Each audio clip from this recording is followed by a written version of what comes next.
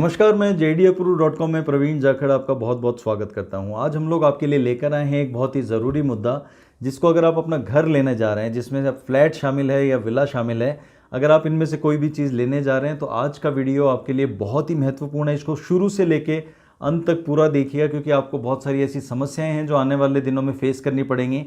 अगर आज ये वीडियो आप पूरा देखते हैं और आप फ्लैट खरीदने जा रहे हैं, विला खरीदने जा रहे हैं, तो आपकी बहुत सारी समस्याएं दूर हो सकती हैं। हम लोग जयपुर में बहुत सारी कॉलोनियों में गए, बहुत सारे कैंपस में गए, टाउनशिप में गए, जहाँ पर लोगों ने हमें बुलाया। वहाँ की जो रेजिडेंट वेलफेयर एसोसिएशन है, सोसाइटीज़ हैं, उन लोगों ने हमें इनवाइट किया कि आप हमारे कैंपस में आइए, हमारे यहाँ बहुत सारी समस्याएं चल रही हैं, उनका समाधान निकालने के लिए कोई रास्ता सुझाइए। उस प्रक्रिया के दौरान हम लोग जब मिलने गए तो हमें बहुत सारी चीज़ें वहाँ के लोगों ने बताई, और उन जो चीज़ें बताई गई वहाँ पर कुछ कॉमन समस्याएं थी, लेकिन 6 बातें ऐसी थी, 6 ज़रूरी चीज़ें ऐसी हैं जो सारी टाउनशिप में, सारे फ्लैट्स के जितने कैंपस हैं, उन सब में कॉमन निकल के सामने आई हैं। अगर आप इन 6 चीज़ों का ध्यान रखते हैं तो आपको फ्लैट लेने में बड़ी सहूलियत होगी, आपकी लाइफस्टाइल, आपको जीने में बहुत सहूलियत होगी, क्योंकि आप फ्लैट ले लेंगे, 20-50 लाख रुपए अपना खर्च कर देंगे, 70 लाख, 1 करोड़ रुपए का भी आप फ्लैट ले रहे हैं, 2 करोड़ का फ्लैट ले रहे हैं। आप 1-1 करोड़, 1.5 करोड़ के फ्लैट्स जो लोगों ने जयपुर में लिए हैं, उनको भी बहुत सारी समस्याएं फेस करनी पड़ रही हैं। तो हम लोग आपके लिए इस वीडियो में लेकर आए हैं 6 ज़रूरी बातें। इन ज़रूरी बातों का ध्यान रखिएगा फ्लैट खरीदने से पहले। तो चलिए शुरू करते हैं। सबसे पहली समस्या जो कि सबसे ज़्यादा देखने को मिली है वो है मेंटेनेंस चार्जेस। मेंटेनेंस चार्जेस के लिए हम आपको बताएं कि जब भी कोई बिल्डर आपको फ्लैट हैंडओवर करते हैं तो आपको बहुत ही मतलब चुपड़ी चुपड़ी बातें आपको देखने को मिलती हैं, और बहुत ही अच्छी अच्छी बातें आपको देखने को मिलती हैं। उनके एग्जीक्यूटिव्स हैं, आपसे बहुत अच्छी बातें करेंगे, लेकिन कभी भी आपको ये नहीं बताएंगे क्लियरली कि आप जब वहाँ रहने लगेंगे तो आपके मेंटेनेंस चार्जेस कितने होंगे। मान लीजिए आपने कहीं पर भी 1000 स्क्वायर फीट का फ्लैट लिया है, तो वो आपको बोलेंगे कि आपका 1 साल मेंटेनेंस फ्री है, 2 साल मेंटेनेंस फ्री है, आपको कुछ नहीं देना पड़ेगा सर, आप आइए हमारे यहाँ फ्लैट लीजिए, बहुत ही लग्जरी फ्लैट है। वो आपको सारी सुविधाएं बताएंगे, लेकिन वो आप उसी दिन, पहले दिन उनसे फ्लैट की बुकिंग करने से पहले उनसे कंफर्म कीजिए कि हमारे यहाँ क्या मेंटेनेंस का शेड्यूल रहेगा। अगर मैं आपका फ्लैट लेता हूँ तो आप मेंटेनेंस कॉस्ट क्या लेंगे, पर स्क्वायर फीट में पूछिए हमेशा, पर स्क्वायर फीट चार्जेस आप क्या लेंगे। अगर आपको वो कॉलोनी वाले बताते हैं, जो बेचने वाले बिल्डर की तरफ से लोग बताते हैं कि हम लोग करीबन 1.25 रुपये के बीच में आपको अगर बताया जाता है, अधिकतम हम लोग इस फिगर को लेते हैं, तो 1 रुपया 99 पैसे से ऊपर अगर कोई भी बिल्डर जाता है शुरुआती दौर में, जबकि एक टाउनशिप बिल्कुल नई है, अगर और आप वहाँ पर फ्लैट लेने जा रहे हैं, तो वो कीमत आपसे बहुत ज़्यादा वसूली जा रही है मेंटेनेंस की। हम लोग आपको बताएं, बढ़िया से बढ़िया कॉलोनियाँ, जो जयपुर की पॉश कॉलोनियाँ, जिनमें सब चीज़ें एकदम लग्जरी बना के दी गई हैं, वहाँ पर भी जब मेंटेनेंस शुरू किया गया तो वो 1.5 रुपये के आसपास, 1 रुपया 60 पैसा, 55 पैसा से शुरू किया गया। ये अफोर्डेबल है, वो कंपनियों के पास इतना पैसा इकट्ठा हो जाता है कि वो आपके मेंटेनेंस सब चीज़ें मेंटेन कर सकते हैं। तो आप पूछिए, अगर आपसे बिल्डर वहाँ पे चार्ज कर रहा है 3 रुपये, 4 रुपये, या कोई बिल्डर आपको कहता है कि हम लमसम में ले रहे हैं, आपका फ्लैट 300 स्क्वायर फीट है, लेकिन हम लोग यहाँ पर ले रहे हैं हर महीने 1500 रुपये, 1200 रुपये आपको देना पड़ रहा है, तो आप कॉस्टिंग निकालेंगे उस 1200 रुपये को, तो 4 रुपये, 5 रुपये के आसपास आपको स्क्वायर फीट में पड़ जाता है, जो कि बहुत ही महंगा है। अगर आप मेंटेनेंस कॉस्ट इतनी ज़्यादा देंगे तो वो फ्लैट आपको बहुत महंगा पड़ने वाला है। वहाँ पर रहने के बाद जब आप शुरू करेंगे तो आपको हर महीने वो पैसा बड़ा दुखेगा जो आप मेंटेनेंस के लिए देने वाले हैं। दूसरी चीज़ जो सबसे महत्वपूर्ण है, जब आप फ्लैट लेने जाते हैं तो आपको जो मार्केटिंग एग्जीक्यूटिव होते हैं या जो बिल्डर होते हैं, वो आपको मक्खन लगाने वाली बात सबसे बढ़िया क्या बोलते हैं, हमारे यहाँ का क्लब हाउस बहुत अच्छा है, हमारे यहाँ का स्विमिंग पूल बहुत अच्छा है, हमारे यहाँ का जिम बहुत अच्छा है। आप उस फ्लैट को लेते हैं और बाहर अपने लोगों से मिलते हैं तो उनको बताते हैं हमारे यहाँ क्लब हाउस ऐसा है, हमारे यहाँ जिम ऐसा है।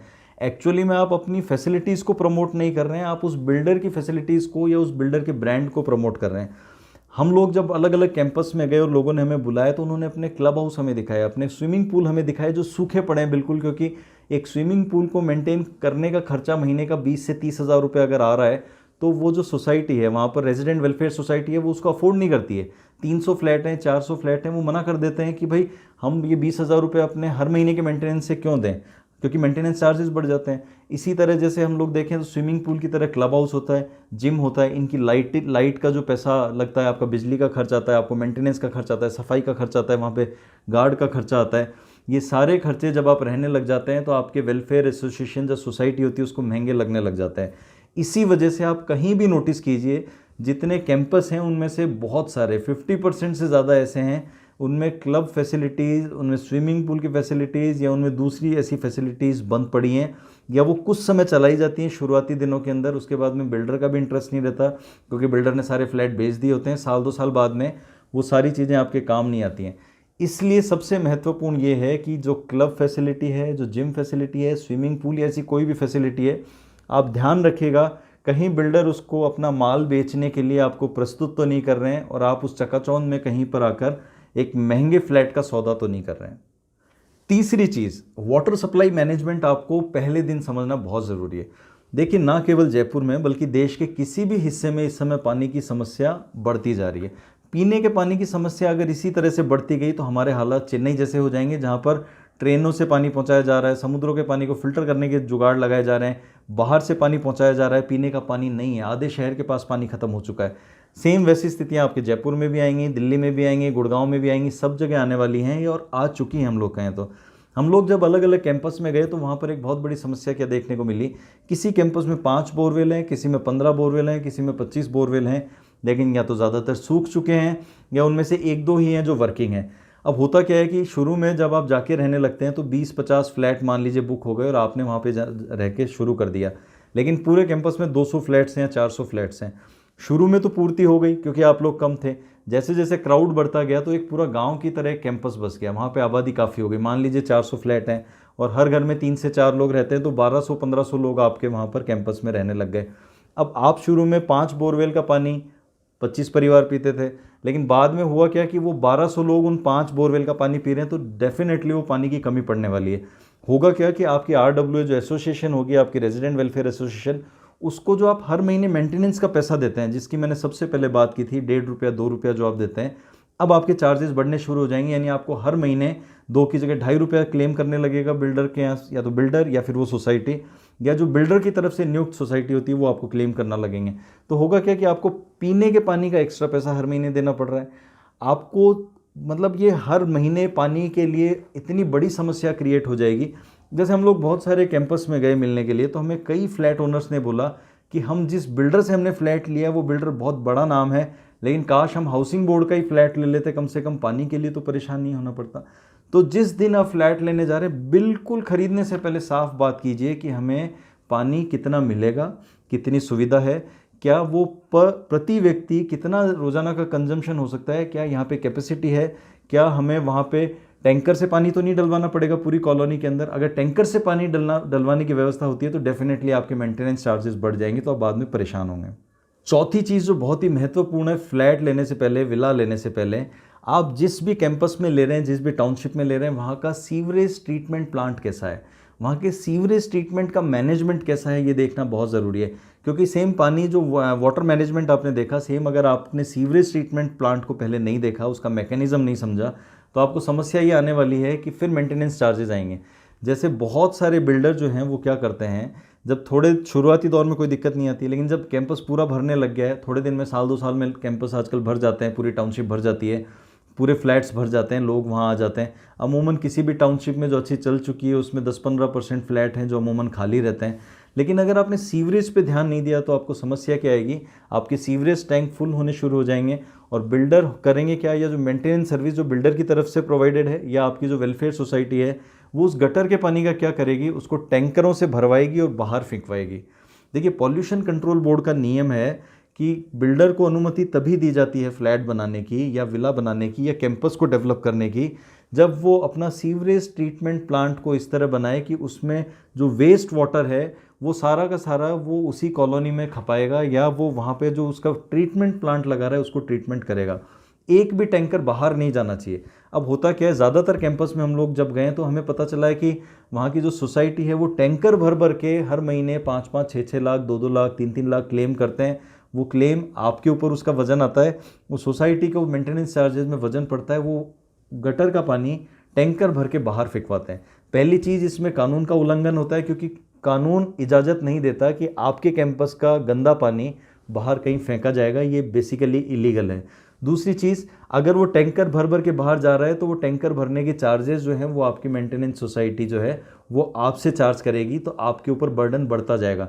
यानी अब 1.5 रुपया 2 रुपये से जो मेंटेनेंस चार्ज शुरू किए थे वो अब आप मान लीजिए कि अगर पानी का मैनेजमेंट आपने नहीं देखा, सीवरेज मैनेजमेंट आपने नहीं देखा, साफ़ सफाई को आपने ठीक से रिव्यू नहीं किया, तो ये दोनों तीनों चीज़ों की वजह से आप पे वजन पड़ेगा और आपका मेंटेनेंस चार्ज लगभग डबल होना शुरू हो जाएगा।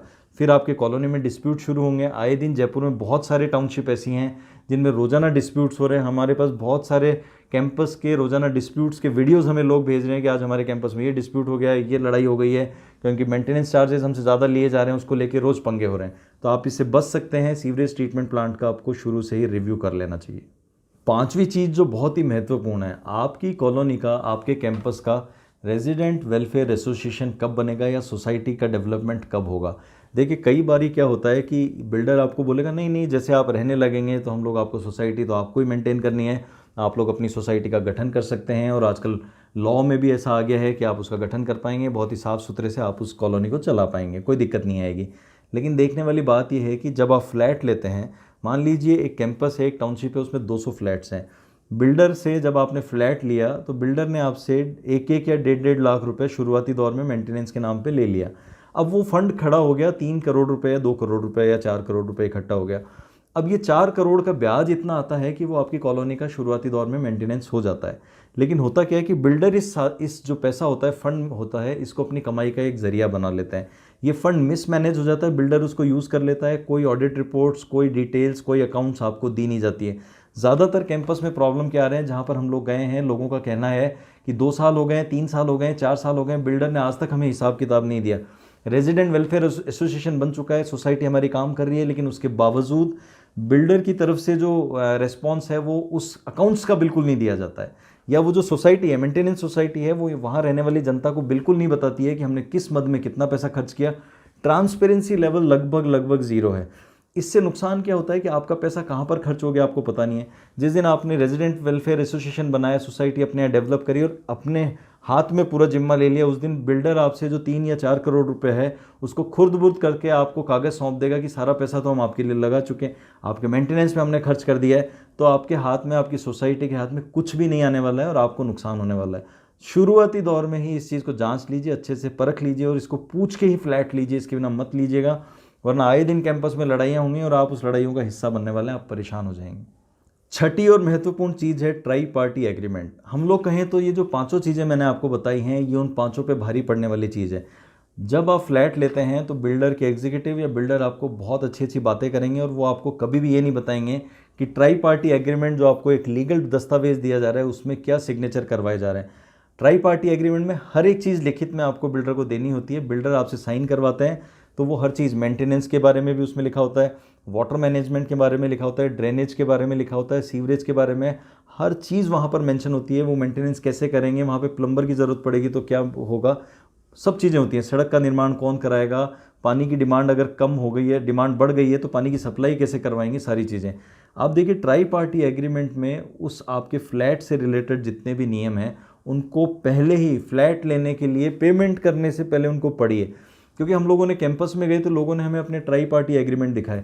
उन ट्राई पार्टी एग्रीमेंट को का उल्लंघन करके बिल्डर कुछ भी नहीं सुनता है फ्लैट लेने वालों के लिए। 2 साल बाद आपकी कोई नहीं सुनेगा। हमारा कहने का मतलब ये है, ट्राई पार्टी एग्रीमेंट में बिल्डर की अकाउंटेबिलिटी देखिए, उसका ट्रैक रिकॉर्ड देखिए, पास्ट एक्सपीरियंस देखिए। जैसे आप किसी भी एक कैंपस में लेना चाह रहे हैं, बिल्डर बहुत बड़ा है, वो कहता है कि मैंने 30 कैंपस डेवलप किए हैं, कोई बात नहीं, 10 दिन बाद साई दे देंगे, 10 दिन बाद बुकिंग हम लोग कर लेंगे, कहीं भाग के नहीं जाने वाला है। बिल्डर के फ्लैट बिक नहीं रहे, वो कह रहे हैं कि 4 ही खाली हैं, आप जल्दी ले लीजिए, बुक हो जाएंगे। ऐसा कुछ नहीं है, उसके पास 25 खाली होते हैं, आपको वो 4 ही बताते हैं। तो आप जल्दबाजी मत कीजिए, टोकन 10 दिन बाद दे दीजिएगा। उसी बिल्डर के जो बाकी के कैंपस हैं वहाँ पे वेलफेयर एसोसिएशन के अध्यक्ष से, सेक्रेटरी से, ट्रेजरर से मिल के आइए। आप अपनी ज़िंदगी की पूरी पूंजी लगा रहे हैं, 30-50 लाख रुपए, 1 करोड़ रुपए एक फ्लैट खरीदने के लिए, विला खरीदने के लिए लगा रहे हैं। तो उस बिल्डर का ट्रैक रिकॉर्ड चेक कीजिए कि वो अकाउंटेबल है या नहीं है, वो मेंटेनेंस को लेके पब्लिक को परेशान करते हैं नहीं करते। आपको 95% बिल्डर ऐसे मिलेंगे जिनके यहाँ पर बिल्डिंग बनाने के 2 से 3 साल बाद आए दिन लड़ाइयाँ होती है, हर महीने मेंटेनेंस को लेके झंझट हो रहे हैं। आप उस झंझट से बचेंगे अगर आप ट्राई पार्टी एग्रीमेंट की चीज़ों को पढ़ लेंगे ध्यान से। और जो बिल्डर है उसके पुराने कैंपस में, 3-4 कैंपस में जाके आप विजिट कर सकते हैं, उससे आपको सहूलियत रहेगी कि मुझे इस बिल्डर का फ्लैट खरीदना चाहिए या नहीं खरीदना चाहिए। क्योंकि जयपुर में ही नहीं, देश में बहुत सारे बिल्डर ऐसे हैं जिनके नाम बहुत बड़े हैं, लेकिन अगर आप आफ्टर सेल्स की सर्विस देखेंगे तो वो बहुत ज़्यादा ख़राब है। तो वहाँ पर आपको समस्या है, क्योंकि सेल तो एक बार हो गई है, बिल्डर ने फ्लैट तो आपको बेच दिया है, मेंटेनेंस में आपको रोज़ आए दिन समस्या आने वाली है, तो आप उससे बच पाएंगे अगर आप शुरुआती दौर में ध्यान रखेंगे। हम लोग लगातार आपके लिए ऐसे वीडियोस लाते रहेंगे जिनसे आपकी जानकारी बढ़े, जिनसे आपको समस्याएं नहीं है, आप अच्छे फ्लैट्स, अच्छे विलास, अच्छे प्रॉपर्टीज़, अच्छे प्लॉट, अच्छे कमर्शियल प्रॉपर्टीज़ डेवलप कर सकें और अपनी एसेट्स बढ़ा सकते हैं।